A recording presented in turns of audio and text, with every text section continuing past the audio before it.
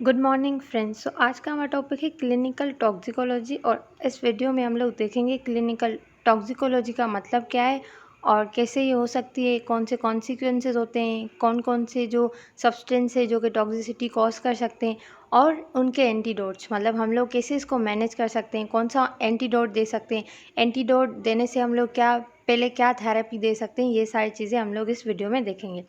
तो चलिए स्टार्ट करते हैं फ्रेंड्स। क्लिनिकल टॉक्सिकोलॉजी और हम लोग ये जो है ना, ये कर रहे हैं हम लोग लिपिन कोर्स से, सही है। तो इसमें टॉक्सिकोलॉजी का मतलब क्या होता है? टॉक्सिकोलॉजी जो वर्ड यूज़ किया है ना, वो निकला है टॉक्सिन से, सही है। द स्टडी ऑफ टॉक्सिन्स, मतलब अगर हम लोग किसी भी पॉइजनस टॉक्सिक या पॉइजन की बात करते हैं ना, उनकी स्टडी करते हैं तो उसको टॉक्सिकोलॉजी कहेंगे। इसमें हम सिर्फ ये नहीं देखेंगे कि टॉक्सिन्स क्या है, उनके कॉन्सिक्वेंसेस क्या है, हम लोग ये भी देखेंगे कि एंटीडोट्स कौन से देते हैं और इसमें कैसे इसको मैनेज करेंगे, मतलब ओवरऑल स्टडी करेंगे किसकी, टॉक्सिन्स की। तो उसको हम लोग बोलेंगे टॉक्सिकोलॉजी, सही है। अब इसमें टॉक्सिकोलॉजी में एक वर्ड यूज़ हो रहा है टॉक्सिन और पॉइजन। तो इसका मतलब क्या होता है? कोई भी चीज़ अगर आप एक्सेस में ले रहे हो ना तो वो पॉइजन है, सही है। अब हम लोग अगर बात करते हैं ड्रग एंड पॉइजन, अगर हम लोग इनके डिफरेंस की बात करते हैं ना तो सिर्फ एक डिफरेंस होता है। अगर थेरापेटिक लेवल पे आप लोग ले रहे हो कोई भी चीज़ तो वो क्या है, वो ड्रग कहलाएगी। बट अगर आप एक्सेस में ले रहे हो और उसके टॉक्सिक इफेक्ट्स आ रहे हैं तो वो क्या उसे हम लोग क्या कहेंगे, टॉक्सिक। तो मतलब ड्रग और toxic are the same but only the difference in the dose. अब इसमें हम लोग देख रहे हैं कि टॉक्सिन हम लोग कैसे ले सकते हैं, मतलब कौन कौन सी रूट्स होती हैं टॉक्सिन लेने की। तो यहाँ पे इनहेल किया, इनहेलेशन मतलब नोज़ के थ्रू, इंजेक्शन मतलब कि आपने इजेक्ट किया, मतलब माउथ ओरली आपने लिया, इंजेक्शन मतलब इंट्रावेनस लिया, मतलब आपको इंजेक्शन के थ्रू लिया, और डर्मल मतलब स्किन उसको टच हुई तो स्किन से एब्जॉर्ब हुई। तो ये सारी रूट्स हैं किसकी, टॉक्सिन की, कि वो आपकी बॉडी में आए। और मतलब कि ये भी हो सकता है टॉपिकली आई एक्सपोजर भी हो सकता है, ये सारी चीज़ें हो सकती हैं। अब क्या है, टॉक्सिन जैसे ही बॉडी के अंदर आया, सही, रूट्स तो आपको पता चल गई। अब क्या है, वो कौन कौन से ऑर्गन्स जो कि इफेक्टेड होंगे बाय दिस टॉक्सिन्स, क्या होगा, कोई भी ऑर्गन ले लें, लंग्स हो गया, किडनी, हार्ट, लिवर, ब्लड, ये सारी जो चीज़ें ना, और जो हमारा बॉडी का इलेक्ट्रोलाइट बैलेंस है, एसिड बेस बैलेंस है, वो भी सारे डिस्टर्ब हो जाएंगे ड्यू टू द पॉइजन, सही है। तो अब आ जाते हैं अगर हम लोग यहाँ पे, तो emergency treatment of the poison patient, हम लोग कैसे पॉइजन पेशेंट को ट्रीट करेंगे। तो पहले हम लोग क्या करेंगे, मैनेजमेंट पे उस पॉइज़न को ट्रीट नहीं करेंगे, हम लोग पहले उस पेशेंट को मतलब इस कंडीशन में लाएंगे, स्टेबल करेंगे, उसके बाद जो एंटीडोट्स है ना वो देंगे।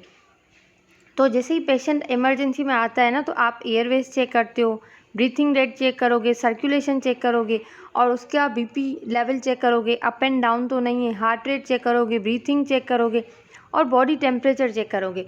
फिर इनको मॉनिटर करके उनको मतलब स्टेबल करोगे, उस बंदे को, वो सांस आ रही है, ऑक्सीजन मास्क वगैरह लगा के उसको स्टेबल करोगे।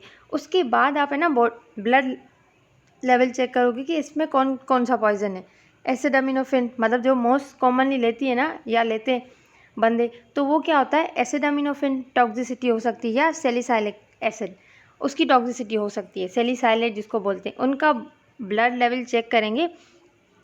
उसके बाद हम लोग क्या करेंगे, फिर हम लोग देखेंगे कौन सा एंटीडोट देना है। तो जैसे ही पेशेंट आया तो पहले उसको ऑक्सीजन सप्लाई करना है, उसके बाद उसको कार्डियक मॉनिटर पे रखना है। जैसे आप लोग देखते हो ना, इमरजेंसी सिचुएशन में आते तो पहले ऑक्सीजन मास्क लगा दिया उसको, फिर कार्डियक मॉनिटरिंग में लगा दिया उसका, फिर मतलब कि हम लोग चेक कर रहे होते हैं जो हार्ट बीट है वो कैसी आ रही है, मतलब कार्डियक मॉनिटर करते हैं ना उसको। फिर उसके बाद उसका जो पॉइजन होगा ना, और उसको चेक करेंगे क्या है। उसके बाद चेक करेंगे मेंटल स्टेट उसकी अल्टर्ड तो नहीं है, मतलब कहीं ब्रेन में मतलब कोई कन्फ्यूजन या मतलब कुछ ऐसी चीज़ें तो नहीं है जिसने ब्रेन पे जाके इफ़ेक्ट किया है। तो वो भी चीज़ें आप देखोगे पहले उसको स्टेबल करके। उसके बाद अगर हम लोग यहाँ पे बात करते हैं ना, तो यहाँ पे है कि हम कैसे मतलब उसको मतलब कि ट्रीट करते हैं। तो यहाँ पे था ना कि हम लोग कार्डियक मतलब पॉइजन जो पेशेंट होगा ना, उसको मेंटल स्टेट चेक करेंगे। तो यहाँ पे एक पॉइंट आता है कि हम लोग है ना उस बंदे को कोमा कॉकटेल देंगे। कोमा कॉकटेल क्या है, एक डेक्सट्रोज, इंट्रावेनसली डेक्सट्रोज हम लोग दे रहे हैं, और कोमा कॉकटेल क्यों दे रहे? जो हाइपोग्लाइसीमिया है ना उसको ट्रीट करने के लिए। और हाइपोग्लाइसीमिया को हम लोग ट्रीट क्यों कर रहे हैं? क्योंकि हाइपोग्लाइसीमिया की वजह से जो मेंटल अल्टर्ड स्टेट आ रही है ना, अल्टर्ड मेंटल स्टेट आ रही है, वो सही हो जाए। देखिए यहाँ पे लिखा हुआ है ना कि कोमा कॉकटेल देंगी जो कि हाइपोग्लाइसीमिया को ट्रीट करेगा, और क्या मेंटल स्टेट जो अल्टर्ड है ना उसको ट्रीट करने के लिए। और यहाँ पे हम लोग है ना एंटीडोट्स भी दे रहे हैं। अगर ओपियाइड पॉइजनिंग या क्लोनिडीन पॉइजनिंग हुई है तो उसके लिए हम लोग नाइलेक्सोन देंगे, सही है। और अगर जो पॉइजनिंग है ना वो किसकी वजह से हो रही है? अल्कोहल इंड्यूस्ड है। और अल्कोहल क्या करवा रहा है? सेफलोपैथी करवा रहा है, जो कि एक मेंटल स्टेट को मतलब शो कर रहा है। तो उसके लिए हम लोग क्या देंगे? अगर अल्कोहल की वजह से, तो उसमें हम लोग थायमीन देंगे। और इसमें क्या हो रहा है? हाइपोग्लाइसीमिया की वजह से क्या आ रही है? मेंटल स्टेट है ना वो अल्टर्ड आ रही है, तो हम लोग हाइपोग्लाइसीमिया को ट्रीट कर रहे हैं। क्या देखें? Coma cocktail. अब यहाँ पे अगर हाइपोग्लाइसीमिया की मतलब हम लोग बात करें ना, तो किस चीज़ से हो सकती है? या तो अल्कोहल ले लिया है, या तो एक्कीज प्लांट लिया है, या इंसुलिन का एक्सेस यूज़ किया है, या तो हाइपोग्लाइसमिक ओरली हाइपोग्लाइसमिक लिए हैं, जैसे इंसुलिन, ये वाली चीज़ें। अब ले लिया, सही है, हम लोगों ने एंटीडोट दिया, तो हम लोग पहले क्या करते हैं? डीकंटामिनेशन मतलब जो पॉइजन आया है ना उसकी वजह से जो मतलब कंटामिनेशन हो रही है पॉइजन, उसको डीकंटामिनेट करना, सही है, उसको एलिमिनेट करना। तो अब हम लोग आ जाते हैं पहले, अगर आय है ना, आँख एक्सपोजर हुई है, मतलब ऑक्यूलर एक्सपोजर हुआ है, तो हम लोग क्या करेंगे? आय को वॉश करेंगे विद द सलाइन, मतलब फ्लशिंग करेंगे विद द सलाइन और टैप्ड वाटर, तो जो भी मतलब कि जो भी कंटामिनेशन हो रही है वहाँ पे वो सही हो जाए। और अगर स्किन है ना उस पर एक्सपोजर हुआ है, मतलब डर्मल एक्सपोजर हुआ है, तो हम लोग क्या करेंगे? रिंस करेंगे स्किन को, तो वो क्या होगी? डिकंटामिनेटेड हो जाएगी। और अगर ओरली हम लोगों ने लिया है, गेस्ट्रो इंटेस्टाइनल मतलब डिकंटामिनेशन कैसे करेंगे हम लोग? मतलब अब आपने ओरली लिया है तो ऑब्वियसली वो आपके गट में होगा, तो गट को कंटामिनेट कैसे करेंगे? तो उसके लिए गैस्ट्रिक लेवाज, मतलब हम लोग गैस्ट्रिक को वॉश करेंगे। गैस्ट्रिक लेवाज मतलब एक ट्यूब डालते हैं, उसके बाद एक सोल्यूशन होता है, वो क्या करेगा? गैस्ट्रिक लेवाज क्या करेगा? जो गट है ना उसको वॉश करेगा। और दूसरा ऑप्शन क्या है? हम लोग एक्टिवेटेड चारकोल लें, वो क्या करेगा? उस पॉइजन को एब्जॉर्ब कर लेगा। और होल बाउल इरिगेशन, मतलब होल बाउल जो इरिगेशन है ना उसको वॉश करवा रहे हैं, किससे? Polyethylene glycol electrolyte balance solution for selected injection, मतलब जिस तरह की इंजेक्शन किए उस तरह की। लेकिन गैस्ट्रिक लेवाज और जो वो एक्टिवेटेड चारकोल है ना वो किसके लिए मतलब इफ़ेक्टिव नहीं होता? अब एक्टिवेटेड चारकोल ना हर चीज़ को एब्जॉर्ब नहीं करेगा, कुछ ऐसी चीज़ें हैं जो कि उसमें एब्जॉर्ब नहीं होंगी, तो वो कौन सी हैं? एक तो लीड, सही है, हैवी मेटल्स जैसे आयरन हो गया, लिथियम हो गया, पोटेशियम हो गया, अल्कोहल, वो सारे एब्जॉर्ब नहीं हो सकते किसमें? एक्टिवेटेड चारकोल में। तो एक्टिवेटेड चारकोल उसमें देने की मतलब कोई ज़रूरत नहीं है। अब है एलिमिनेशन।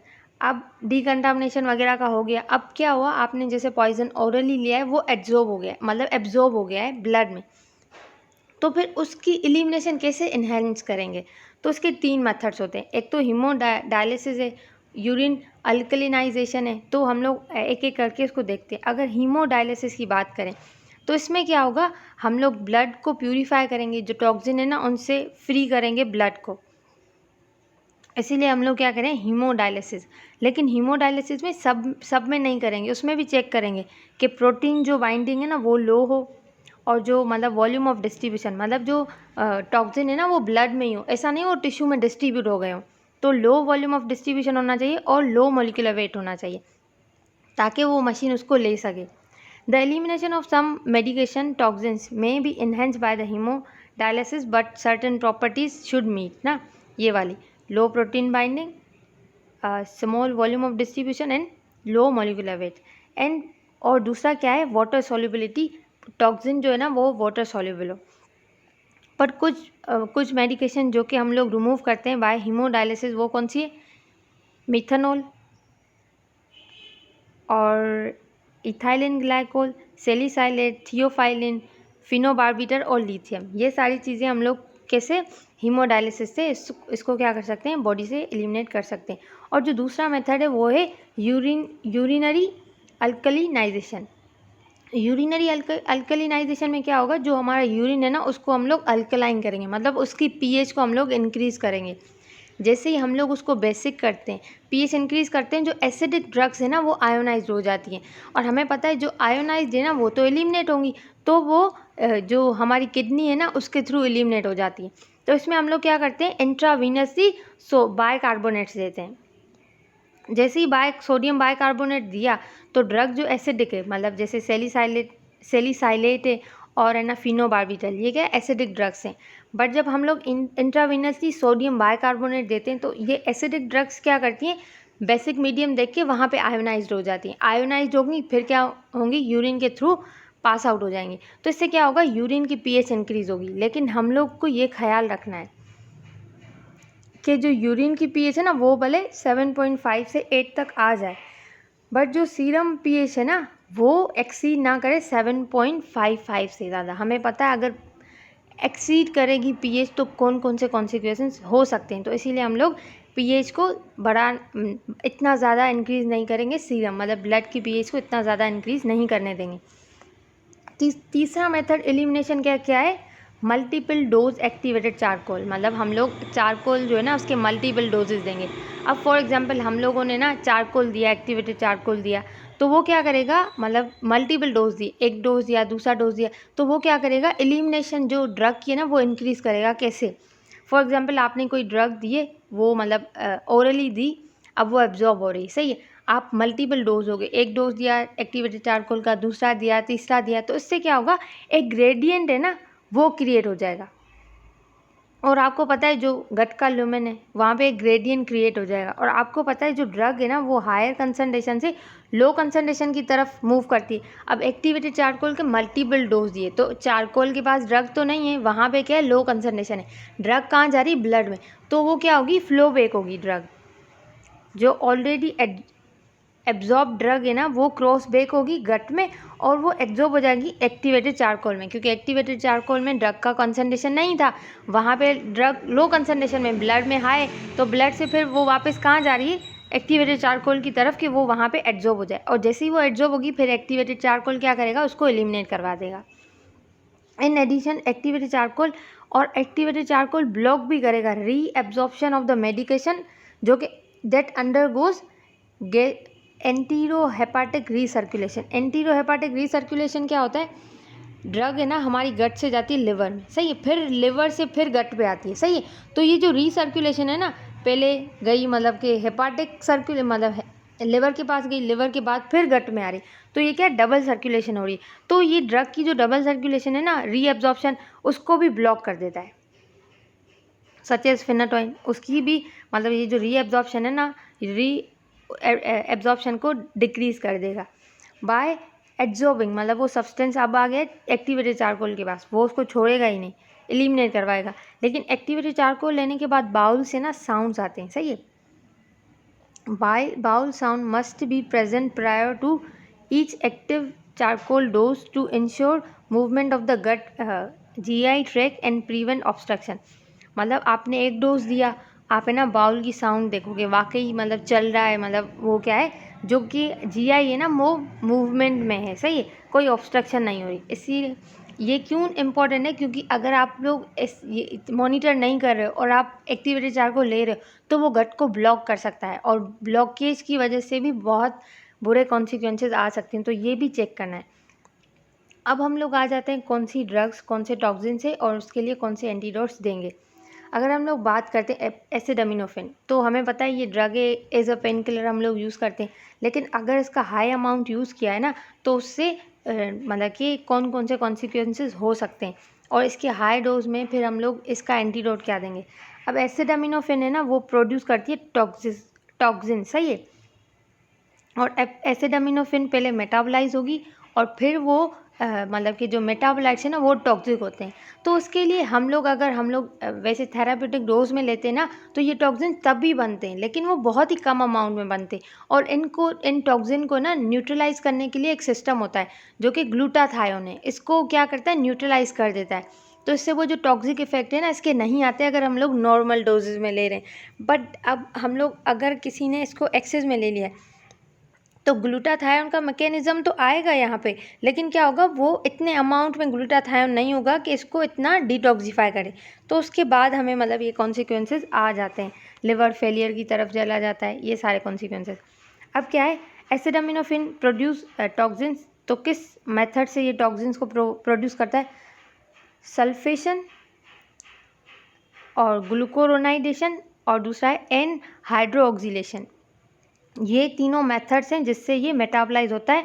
और ये तीनों जो प्रोसेस है ना, उनको कौन रेगुलेट करता है? उनको रेगुलेट करता है साइटोक्रोम P450।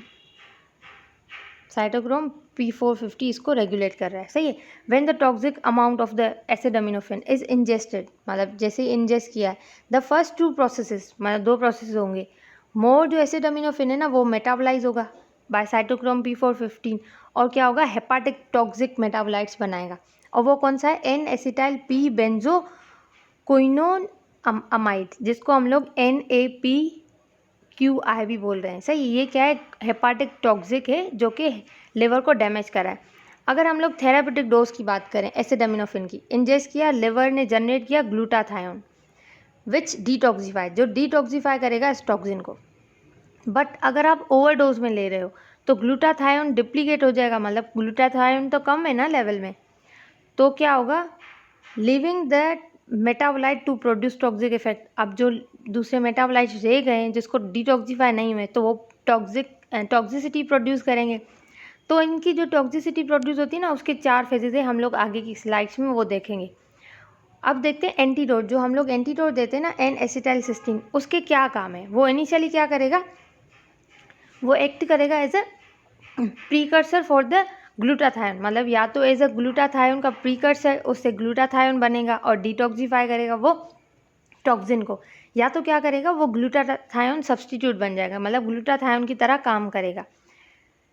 और दूसरा क्या है, एन एसिटाइलसिस्टीन, वो ऐसे भी काम करेगा एज एंटीऑक्सीडेंट, मतलब जो डैमेज आया है ना उसको रिकवर करने के लिए एज ए एंटीऑक्सीडेंट काम करेगा।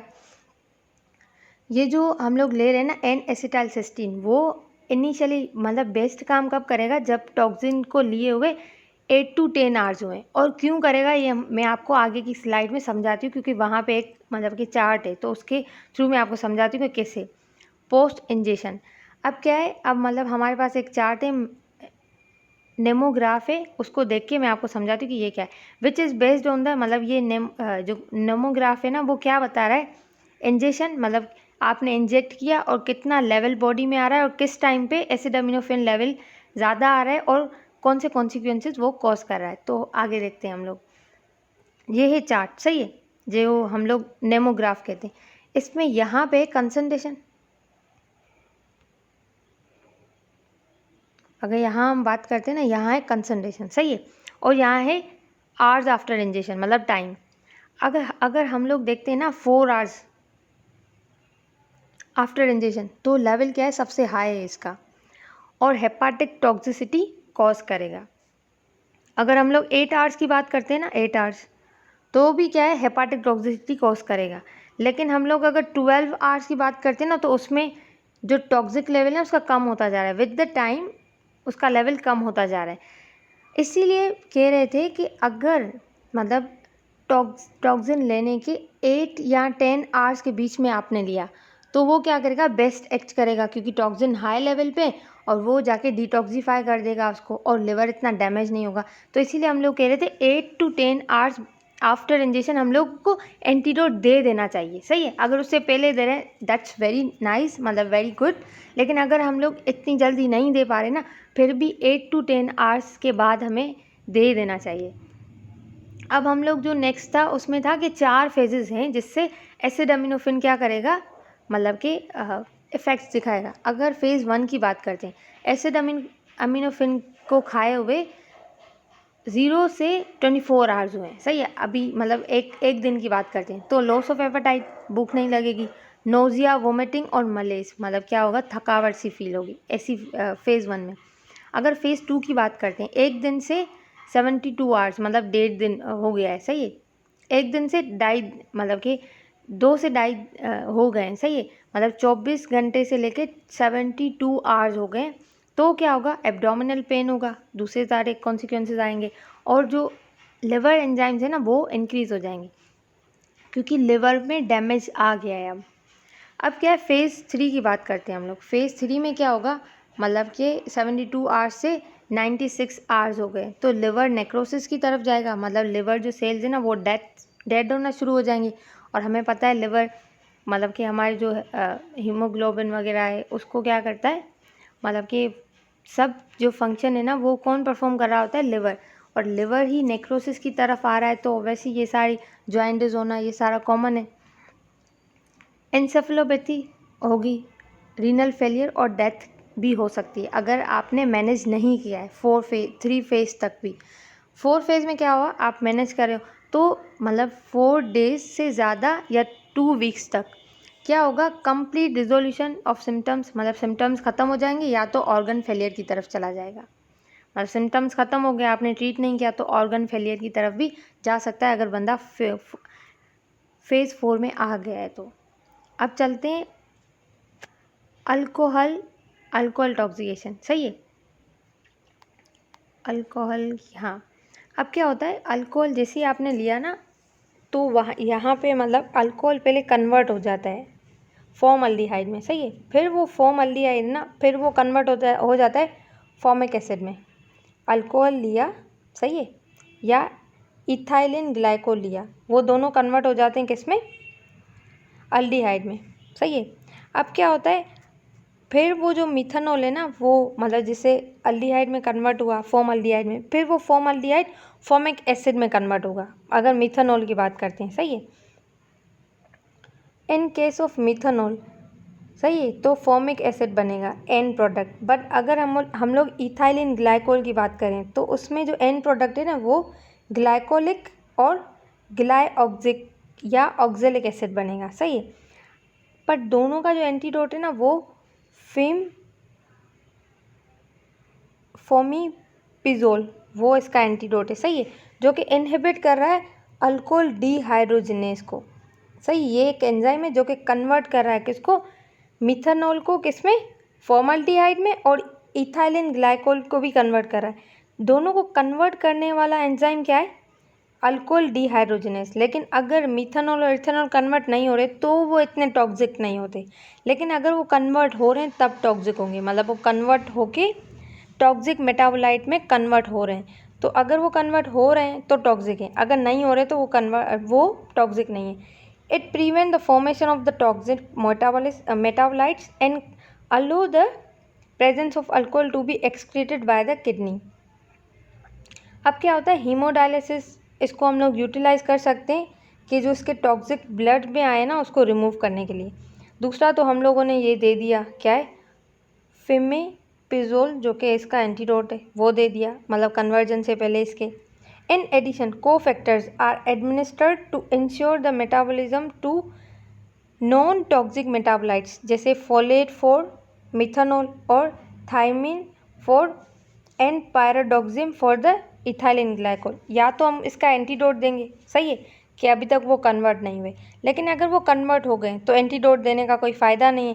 तो हम लोग क्या करेंगे, जो इसके मेटाबोलाइट्स बन रहे हैं ना उनको नॉन टॉक्सिफाई कर देंगे। कैसे, अगर मिथेनॉल लिया है ना तो मतलब कि जैसे मिथेनॉल से क्या बनेगा, फॉर्मिक एसिड, तो मिथेनॉल की टॉक्सिसिटी को रिमूव करने के लिए हम लोग क्या कोफैक्टर दे रहे हैं, फोलेट, सही है। अगर इथाइलिन ग्लाइकोल दिया है तो उसके लिए हम लोग क्या देंगे जो कि उसके टॉक्सिन को नॉन टॉक्सिफाई कर सके, थायमिन देंगे और पायरिडोक्सिम देंगे, समझ आए। अगर हम लोगों ने इसको दोनों की पॉइजन को अनट्रीटेड रखा तो इससे क्या हो सकता है, अगर मिथेनॉल की बात करें तो वो ब्लाइंडनेस कॉज कर सकता है, क्योंकि वो रेटिना पे काम कर रहा था। जो फॉर्मिक एसिड बना है ना वो रेटिना को डिस्ट्रॉय कर रहा था, तो वो ब्लाइंडनेस कॉज कर सकता है। मेटाबॉलिक एसिडोसिस कर सकता है, सीजर्स और कोमा में भी बंदा चला जा सकता है, क्योंकि मिथेनॉल को हम लोग क्या कहते हैं, जो सस्ती शराब नहीं होती वो, तो उससे ये सारे कॉन्सिक्वेंसेस हो सकते हैं। अब हम लोग इथाइलिन ग्लाइकोल की बात करते हैं। अगर इथाइलिन ग्लाइकोल को इंजेस्ट किया है तो वो क्या कर सकता है, रीनल फेलियर कॉज कर सकता है। हाइपोकैल्सीमिया कॉज कर सकता है, मेटाबॉलिक एसिडोसिस कॉज कर सकता है, और दूसरा हार्ट फेलियर। अगर आपको जनरली याद करना है तो इथाइलिन है ना, वो क्या करेगा, हार्ट पे और किडनी पे काम करेगा, उनको फेलियर करेगा। और अगर मिथानॉल की बात करें तो वो जो हमारी रेटिना है ना, उस पर ज़्यादा इफेक्ट दिखाएगा, और ब्रेन पे, जैसे सीजर्स एंड कोमा, ये वाली चीज़ें। अगर आइसोप्रोपाइल लिया है, मतलब जिसको हम लोग रबिंग अल्कोहल, अगर हम मिथानॉल की बात करें तो उससे वुड अल्कोहल और इथाइलिन ग्लाइकोल, मतलब ये, अगर हम लोग मिथानॉल की बात करें तो उसको वुड अल्कोहल कहते हैं, सही है। बट अगर हम लोग आइसोप्रोपाइल की बात करें उसे रबिंग अल्कोहल कहते हैं, या आइसोप्रोपाइल अल्कोहल भी कहते हैं। This secondary alcohol is metabolite, अगर हम लोग इसे देखें ना तो ये मेटाबोलाइज होता है एसीटोन में, वाया ये वही होगा, अल्कोहल डिहाइड्रोजनेज ही कन्वर्ट करेगा इसको। बट हम लोग देखें ना तो एसीटोन है ना, इतना टॉक्सिक, मतलब टॉक्सिक नहीं है as compare to the methanol और इथाइलिन ग्लाइकोल के जो टॉक्सिन्स है ना, उस इतना टॉक्सिक नहीं है ये। तो इसके लिए हम लोग है ना, कोई एंटीडोट नहीं भी देना तो इसके लिए कोई एंटीडोट भी नेसेसरी नहीं है, क्योंकि ये इतना टॉक्सिक नहीं है। कैन बी फर्दर ऑक्सीडाइज, जो मतलब एसीटोन है ना, वो फर्दर ऑक्सीडाइज हो सकता है किसमें, कार्बोऑक्जेलिक एसिड में, and therefore acidemia does not occur. Isopropyl is a known, क्या करेगा, सीएनएस को डिप्रेस करता है, और इसकी टॉक्सिकेशन है ना सीएनएस, वो इथेनॉल से ज़्यादा है, एंड और जीआई को इरिटेट करेगा। No antidote is necessary to treat the isopropyl alcohol injection, अगर ये इंजेक्ट किया तो उसके लिए एंटीडोट देना नेसेसरी नहीं है, लेकिन इस पर ये याद रखना है कि सीएनएस को डिप्रेस करेगा और जीआई इरिटेशन कॉज करेगा। अब आ जाते हैं कार्बन मोनोऑक्साइड। अब कार्बन मोनोऑक्साइड ये कलरलेस होता है, ऑर्डरलेस होता है, टेस्टलेस होता है, तो ये इतना जल्दी आइडेंटिफाई नहीं कर सकते, मतलब डिटेक्ट करना बहुत ही डिफ़िकल्ट हो जाता है इसको, किसको, कार्बन मोनोऑक्साइड को, सही है। It is the natural by product of combustion, मतलब कंबस्शन रिएक्शन जो होते हैं ना, उनकी ये क्या है, बाय प्रोडक्ट है। ऑटोमोबाइल्स उनकी बाय प्रोडक्ट है।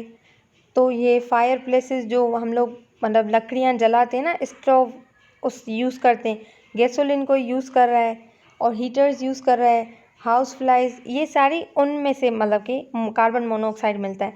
अब हम लोग देखेंगे, अगर आपने इनहेल किया है कार्बन मोनोऑक्साइड को, सही है, तो क्या करेगा वो इनहेल्ड जो मतलब कि कार्बन मोनोऑक्साइड है ना, वो हीमोग्लोबिन को कार्बोऑक्सी हीमोग्लोबिन में कन्वर्ट कर देगा, और ये जो कार्बोऑक्सी हीमोग्लोबिन है ना, वो क्या करेगा, ऑक्सीजन की affinity to bind with the haemoglobin increase कर देगा, मतलब कार्बोऑक्सी हीमोग्लोबिन होगा ना, उससे ऑक्सीजन की बाइंडिंग ज़्यादा होगी as compare to the haemoglobin.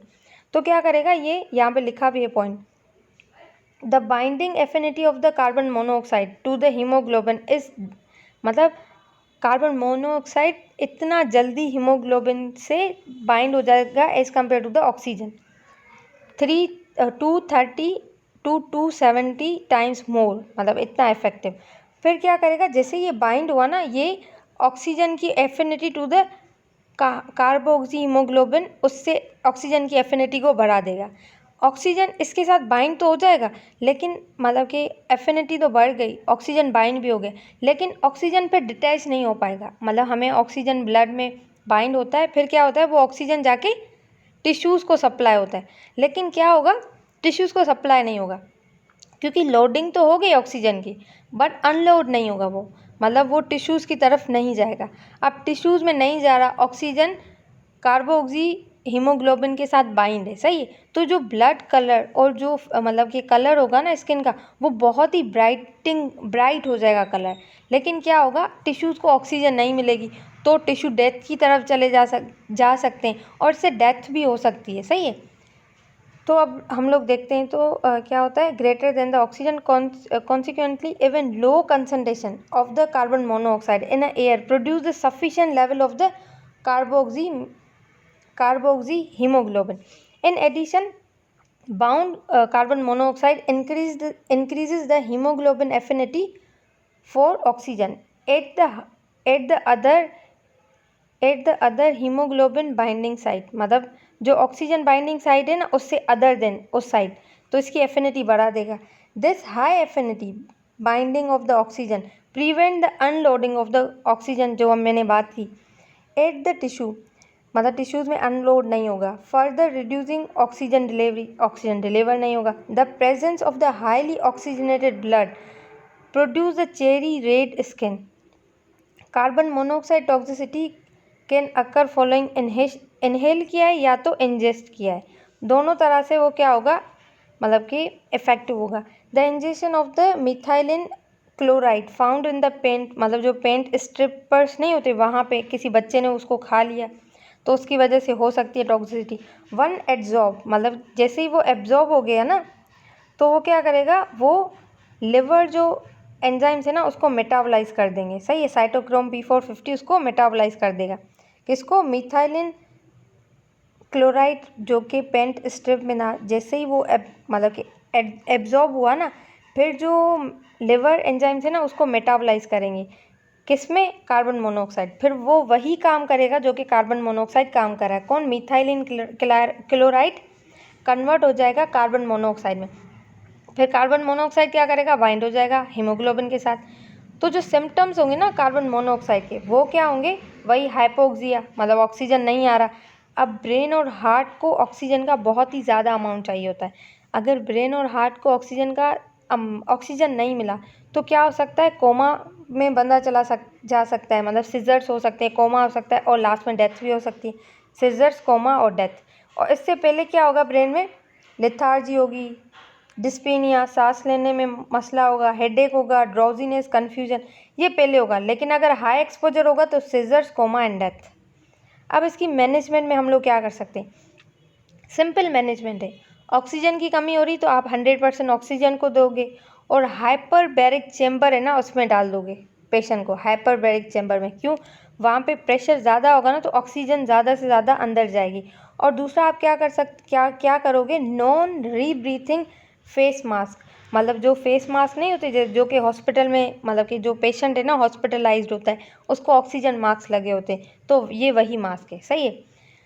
और दूसरा क्या करोगे, ट्रैकियल ट्यूब्स दे दोगे कि ऑक्सीजन उसको सप्लाई हो। अब आते हैं साइनाइड टॉक्सिकेशन। साइनाइड टॉक्सिकेशन कहाँ से होगी, कंबस्शन, उससे प्रोड्यूस होता है साइनाइड। जैसे और जो हाउस फायर्स हैं उसमें मतलब घर जल गया, और इलेक्ट्रोप्लेटिंग जो होती है, हाइड्रोजन साइनाइड, या फोटोग्राफिक डेवलपमेंट होगी, या पेट्रोलियम की रिफाइनिंग होगी, मतलब पेट्रोलियम को साफ़ करते हैं ना, तो इन सब से क्या मिलेगा, साइनाइड। और साइनाइड क्या करेगा, बाइंड हो जाता है मेटालिक एंजाइम्स की तरफ और इनको इनएक्टिव कर देगा। तो जो ये काम कर रहे थे ना वो एंजाइम्स काम नहीं करेंगे और इनएक्टिवेशन कर देगा किसकी, एंजाइम साइटोक्रोम ऑक्सीडेज। और ये क्या करवाता है, मतलब सेलुलर रेस्पिरेशन में इन्वॉल्व होगा, मतलब ऑक्सीजन से जो रेस्पिरेशन हो रही है उसमें। अब सेलुलर रेस्पिरेशन नहीं हो रही, मतलब ऑक्सीजन समझो सप्लाई नहीं हो रहा, तो इससे क्या होगा, ब्रेन और हार्ट हाईली डिस्टर्ब हो जाएंगे क्योंकि इन्हें ऑक्सीजन की मतलब ज़्यादा अमाउंट चाहिए होता है, तो इससे डेथ भी जल्दी हो सकती है। तो साइनाइड पॉइजन को जल्दी ट्रीट करना होगा, क्योंकि देखें अगर साइनाइड पॉइजनिंग हो गई है और वो जाके इस एंजाइम के साथ बाइंड हो गया साइटोक्रोम ऑक्सीडेज, तो क्या होगी, ऑक्सीजन का भले आपके पास हाई अमाउंट भी हो लेकिन आप अंदर तो जा रहा है ऑक्सीजन, बट जो एंजाइम है ना वो तो इनएक्टिव हो गया है, वो एक्टिव नहीं होगा तब तक सेलुलर रेस्पिरेशन नहीं होगी। तो इसीलिए जो साइनाइड पॉइजन है ना उसको ट्रीट करने के लिए हम लोग इमीडिएटली क्या देते हैं, एंटीडोट। कौन सा एंटीडोट देते हैं, हाइड्रोक्सी कोबाल अमीन, जो कि विटामिन B12A है।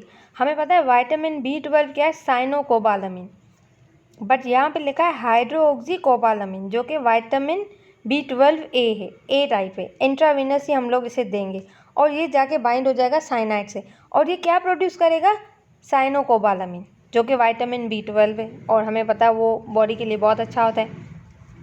विदाउट वरिंग द हाइपोटेंशन और मिथेमोग्लोबिन प्रोडक्शन। सही है। अब क्या था, ओल्ड, अगर साइनाइड आपने ले लिया ओल्ड, सही है, एंटीडोट किट की बात करते हैं तो उसमें क्या होता है, सोडियम नाइट्राइट, और सोडियम नाइट्राइट क्या करता था, साइनोमिथेमोग्लोबिन बना देता था और sodium thiosulphate to accelerate the production of thiocyanate. मतलब हम लोग विटामिन B12 भी दे रहे हैं, और अगर हम लोग ओल्डर साइनाइड की बात करते हैं, मतलब पहले हम लोग जो साइनाइड एंटीडोट्स देते थे ना, वो कौन से थे? सोडियम नाइट्राइट, जो कि साइनोमिथेमोग्लोबिन बना रहा है, और दूसरा क्या है? सोडियम थायोसल्फेट, जो कि थायोसाइनाइड बना रहा है। और ये जो दो चीज़ें बनी है ना, वो लेस टॉक्सिक होती हैं as compare to the cyanide. मतलब साइनाइड जो टॉक्सिसिटी है ना, उससे लेस मतलब टॉक्सिक होंगे। Which in patient with smoke inhalation और cyanide toxicity, the induction of methamoglobin and the nitrite should be avoided unless the carboxymethamoglobin concentration is less than this, otherwise the oxygen carrying capacity of blood। मतलब हम लोग को ये check करना है कि अगर सोडियम नाइट्राइट दे रहे हैं, उसको अवॉइड करना है कि पेशेंट में जो मिथामोग्लोबिन है ना, उसकी कंसंट्रेशन मतलब इतनी हाई ना हो। अगर हाई होगी तो ऑक्सीजन कैरिंग कैपेसिटी है ना, वो डिस्टर्ब हो सकती है। तो साइनाइड पॉइजनिंग में जो अब एंटीडोट दे रहे हैं वो कौन सा है? Vitamin B12A। आयरन पॉइजनिंग ज़्यादा इफेक्ट, मतलब ज़्यादा जो पॉइजनस होगा ना आयरन, वो होगा चाइल्ड्स के लिए। और वो कैसे? मतलब जो आयरन है ना, उसकी जो एब्जॉर्प्शन है ना, एडल्ट्स में इतनी फास्ट नहीं होती जितनी किस में हो रही है? चाइल्ड्स में हो रही है। तो क्या हो रहा है, जो आयरन है ना, वो पेशेंट जो पीडियाट्रिक पेशेंट है ना, उसके लिए बहुत ज़्यादा टॉक्सिक होता है as compare to the adult. अब आयरन पॉइजनिंग में अगर हम लोग बात करते हैं, toxic effect can be expected as little as, मतलब इतना लिया है आयरन, इंजेस्ट किया है तो टॉक्सिक इफेक्ट आ सकते हैं। अगर हम लोग इसकी बात करें based on the quantity injection, the patient weight, मतलब पेशेंट का वेट देखेंगे और कितनी क्वांटिटी आपने इंजेस्ट किए और किस कंसंट्रेशन में किए, मतलब आयरन की कौन सी कंसंट्रेशन में किए, तो उसमें इसके पोटेंशियल जो टॉक्सिक इफेक्ट है ना, वो डिपेंड करेंगे उसके। सही है। Depending on the amount of element, the patient may experience a latent period progressive hypovolemia, मतलब वॉल्यूम कम हो गया, मेटाबॉलिक एसिडोसिस हो गई है, हाइपोटेंशन हो गई है, और कोगुलोपैथी हो गई है, hepatic failure, multiple system failure, coma, death हो सकती है अगर आयरन का अमाउंट ज़्यादा हो। और आयरन के लिए, मतलब जो आयरन है ना, उसका जो एंटीडोट है वो क्या है? फेरोस ऑक्सामिन। सही है। एन आयरन स्पेसिफिक चिलेटेड, जो कि क्या करेगा? आयरन को चिलेट कर देगा। सही है। बाइंड फ्री आयरन, आयरन के साथ बाइंड होगा, क्रिएटिंग फेरी ऑक्सामिन, जो चिलेट्स हैं वो क्रिएट करेगा, और वो यूरिन से एक्सक्रीट आउट हो जाएंगे। और हम लोग इसे कैसे देते हैं? Intravenously is preferable, but hypotension में अक्कर इफ़ रैपिड बोलस, मतलब रैपिड हमें जल्दी बोलस में नहीं देना, इन्फ्यूज़ करना है। अगर रैपिड बोलस दिया तो हाइपोटेंशन हो सकती है और शॉक पे भी जा सकता है बंदा। तो क्या होगा? पेशेंट में ये ज़्यादा मतलब इफेक्ट दिखाएगा, तो हमें जल्दी से ट्रीटमेंट देना चाहिए आयरन का। अब है लीड पॉइजनिंग कैसे होगी? लीड पॉइजनिंग कैसे होती है? अगर एक्सपोजर हो गया है, ओल्ड पेंट या ड्रिंकिंग वाटर कप का रखा हुआ है वो पी लिया आपने, इंडस्ट्रियल पोल्यूशन है, फूड है कंटामिनेटेड, डस्ट कंटामिनेटेड, तो इनसे हो सकती है लीड पॉइजनिंग। सही है। Try ethyl lead in gasoline during this one. environmental exposure to the organic lead has been reduced, मतलब environmental effect मतलब to the organic कम हो गया है। इनऑर्गेनिक लीड सॉल्ट्स हैं, उससे भी एक्सपोजर हो सकता है आपका। तो लीड क्या करेगा?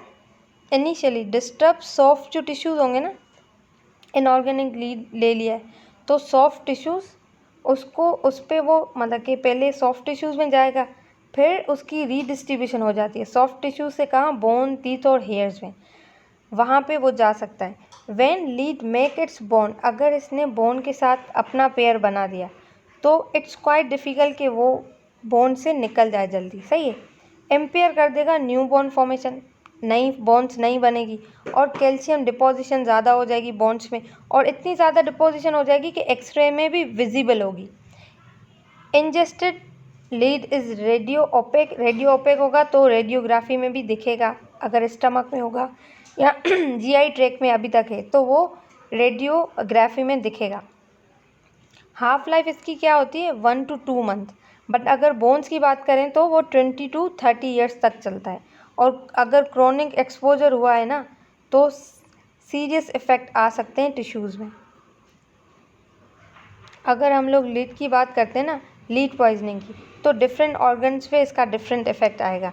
अगर हम लोग इसकी कंसंट्रेशन की बात करते हैं ना, अगर 10 है तो वो क्या करेगी, हाइपरटेंशन अडल्ट में, और अगर चाइल्ड है ना उसकी ग्रोथ को इनहिबिट कर देगी, उसके मतलब आईक्यू लेवल को डिक्रीज़ कर देगी, उसके हेयरिंग पावर को डिक्रीज़ कर देगी। और अगर मतलब कि 20 है तो क्या होगा, नर्व कंडक्शन वेलोसिटी मतलब जो सेंसेशन है ना इतनी जल्दी कंडक्ट नहीं होंगी। और 30 पे तो चाइल्ड में क्या होगा, विटामिन डी मेटाबॉलिज्म डिक्रीज़ हो जाएगी, हीमोग्लोबिन सिंथेसिस डिक्रीज़ हो जाएगी। और अगर हम लोग इसका हाई लेवल देखें ना तो वो डेथ कोज कर रहा है किसमें, चिल्ड्रंस में। लेकिन ऐसा कोई कॉन्सिक्वेंसेस नहीं है कहाँ पे, एडल्ट्स में। एडल्ट्स में जो सबसे बड़ा है ना वो क्या है, एनसेफेलोपैथी मतलब ब्रेन डिसऑर्डर, एनीमिया कॉज कर रहा है, ये सारी चीज़ें, हाइपरटेंशन हो रही है, ये सारी चीज़ें हो रही हैं अडल्ट में।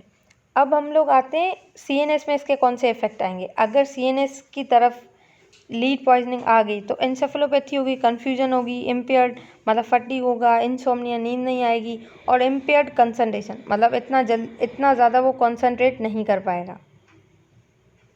सीजर्स हो सकते हैं, कन्वल्जन्स मतलब क्लोनिक जो कन्वल्जन्स है वो कोमा की तरफ चला जा सकता है, लेकिन डेथ बहुत रेयर होती है इसमें। Given the ability to treat lead intoxication with the chelation therapy इसके लिए यूज़ करते हैं हम लोग। आगे देखते हैं कौन सी है। लो आईक्यू, अगर बच्चों की बात करते हैं, हमने देखा था लो आईक्यू।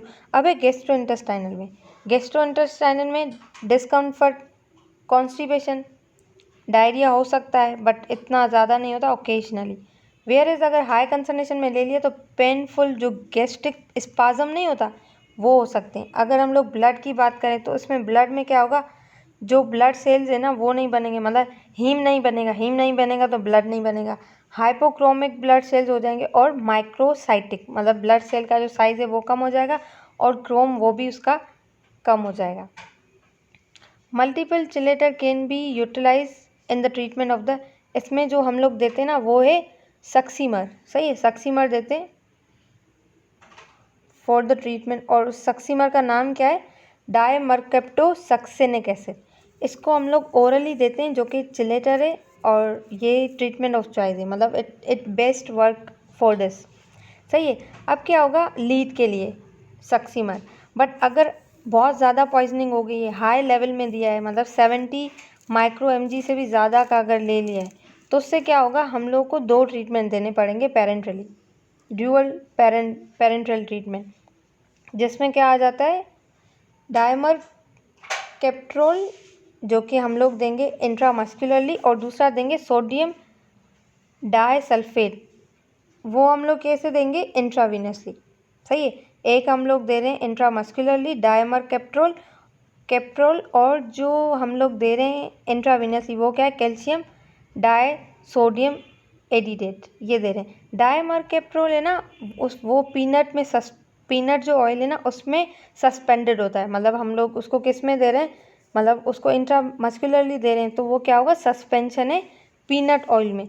तो जो जिनको पीनट से एलर्जी ना उसको नहीं देंगे, ये याद रखने हैं। अब है लास्ट टॉक्सिकेशन है किसकी, ऑर्गेनोफॉस्फेट एंड कार्बामेट्स जो कि इंसेक्टिसाइड्स हैं, सही है। इनकी पॉइजनिंग में क्या होगा, अगर हम लोग ऑर्गेनोफॉस्फेट की बात करते हैं तो वो क्या करेगा, इंसेक्टिसाइड्स हैं, ये क्या करेंगे, इनहिबिट कर देंगे एसिटाइल कोलिनिस्ट्रेस को। और ये एसिटाइल कोलिनिस्ट्रेस क्या करता है, जो एसिटाइल कोलिन है ना उसको डिटोरिएट करता है, मतलब डिस्ट्रॉय करता है, उसको ब्रेक डाउन करता है। लेकिन अगर एसिटाइल कोलिनिस्ट्रेस खुद ही इनहिबिट हो गया है तो क्या होगा, जो पैरासिम्पैथेटिक सिस्टम की जो इफ़ेक्ट्स है ना वो ज़्यादा हो जाएंगे। कौन से, डायरिया हो रहा है, यूरिनेशन ज़्यादा हो रही है, मियोसिस हो रही है, ब्रेडिकार्डिया हो रहा है, ब्रोंकोरिया हो रहा है, एमएसएस मतलब वोमिटिंग हो रही है, लैक्रीमेशन, स्लाइवेशन, ये सारी सीक्रेशंस क्या होंगी, इंक्रीज हो जाएंगी। और हमें पता है जो सीक्रेशंस है ना वो पैरासिम्पैथेटिक सिस्टम में होती हैं। तो ये अगर ज़्यादा अमाउंट हो रहा है एसिटाइल का तो कौन से दो इफेक्ट आएंगे, एक तो निकोटेनिक इफेक्ट और मस्क्यूरेनिक इफेक्ट, दोनों बढ़ जाएंगे। निकोटेनिक इफेक्ट बढ़ेगा तो माइड्रासिस, फेसिकेशन और मसल वीकनेस, हाइपरटेंशन, ये सारी चीज़ें बढ़ जाएंगी। और अगर मस्क्यूरेनिक में देखें तो सारी सिक्रेशंस बढ़ रही है, सही है। अब हम लोग देखते हैं, ये था ऑर्गेनोफॉस्फेट। अगर हम लोग कार्बामेट, वो क्या करेगा, रिवर्सिबली बाइंड होता है एसिटाइलकोलिनेस्टरेज से, वेयर इज जो ऑर्गेनोफॉस्फेट है ना वो इरिवर्सिबली बाइंड होगा। दोनों का काम तो सेम है, इनहिबिट करेगा किसको, एसिटाइलकोलिनेस्टरेज को, बट एक इरिवर्सिबली और एक रिवर्सिबली। ऑर्गेनोफॉस्फेट की बात करते हैं ना, नर्व एजेंट सच एज, उसके जो मतलब कि एजेंट्स है ना, सेरिन, सोमेन और tabun, have the same mechanism of action, उनका भी मैकेनिज्म ऑफ एक्शन ऐसे ही ऑर्गेनोफॉस्फेट की तरह ही होगा, सही है। But the ageing process is much more rapid as compare to the insecticide, but जो एजिंग प्रोसेस है ना वो ज़्यादा रैपिड होगा। इसके लिए हम लोग क्या देते हैं, एट्रोपिन देंगे जो कि मस्क्यूरेनिक रिसेप्टर एंटागोनिस्ट है, और इसके लिए दूसरी ड्रग देंगे, कौन सी, पेरालिडोक्सिम। पेरालिडोक्सिम क्या है, एक ऑक्सिम है जो कि रीएक्टिवेट करेगा किसको, कोलिनेस्टरेज को। शुड बी एडमिनिस्टर इंट्रावेनसली और मस्कुलरली दे सकते हैं। और ये जो मतलब एट्रोपिन है ना, उस वो सिर्फ मस्क्यूरेनिक जो रिसेप्टर है ना उसको एंटागोनाइज करेगा, बट जो निकोटेनिक है वो तो बच गया, तो उसके लिए हम लोग क्या यूज़ करें, पेरालिडोक्सिम है ना, वो दोनों पे काम करेगा, मस्क्यूरेनिक पे और निकोटेनिक इफेक्ट भी दिखाएगा, वो मतलब दोनों पे काम करेगा, और हम लोग इंट्रावीनस और इंट्रामस्कुलरली उसको दे सकते हैं। अब आगे चलते हैं, ये है एंटीडोट्स, मतलब एसिडामिनोफेन के लिए हम लोगों ने N-एसिटाइलसिस्टीन दिया था, एंटीकोलिनर्जिक में हम लोग फाइसोस्टिग्मिन देंगे, आर्सेनिक के लिए हम लोग ससीमर, जो कि हम लोगों ने लेड पॉइजनिंग में दिए थे वही सारे, अगर बेंजोडाइजेपिन का हुआ है तो फ्लूमाजिनिल देंगे, और कार्बन मोनोऑक्साइड में हम लोग ऑक्सीजन देंगे और हाइपरबैरिक चैम्बर उसमें डाल देंगे पेशेंट को। साइनाइड के लिए हम लोग क्या दे रहे हैं, हाइड्रोक्सीकोबाइल, कोबालामीन, सोडियम नाइट्राइल और सोडियम थायोसल्फेट दे रहे हैं। डिजिटल्स की बात करें तो हम लोग डिजॉक्सिन इम्यून फेब देंगे, और अगर हाइड्रोक्सी फ्लूरिक एसिड की बात करें तो कैल्शियम देंगे, आयरन की बात करें तो डिफरऑक्सिमाइन देंगे। और आगे चलते हैं, ये है अगर आइसोनियाजेट से हो रही है तो उसके लिए पायरिडोक्सिन देंगे, अगर मिथानॉल और इथाइलिन ग्लाइकोल के लिए तो हम लोग क्या देंगे, फ्यूमीपिजोल वो देंगे। हेपारिन के लिए हम लोग प्रोटामिन सल्फेट देते हैं, ये बहुत इंपॉर्टेंट है प्रोटामिन सल्फेट वाला। लीड के लिए वही देंगे जो आर्सेनिक के लिए ससीमर और डायमरकेप्टोर, और जो मतलब कि कैल्शियम सोडियम ये वाले। मिथामोग्लोबिनीमिया उसके लिए मिथाइलिन ब्लू देंगे, और अगर ओपियम और क्लोनिडिन की वजह से हो रही है तो उसके लिए नाइलोक्सोन देंगे। ऑर्गेनोफॉस्फेट से हो रही है तो एट्रोपिन देंगे और पेरालिडोक्सिम देंगे, और अगर वार्फरिन की हो रही है तो विटामिन K1 देंगे। तो ये थी आज की वीडियो। आई होप आपको वीडियो अच्छी लगी होगी। अगर वीडियो अच्छी लगी तो वीडियो को लाइक करें और चैनल को सब्सक्राइब करना ना भूलें।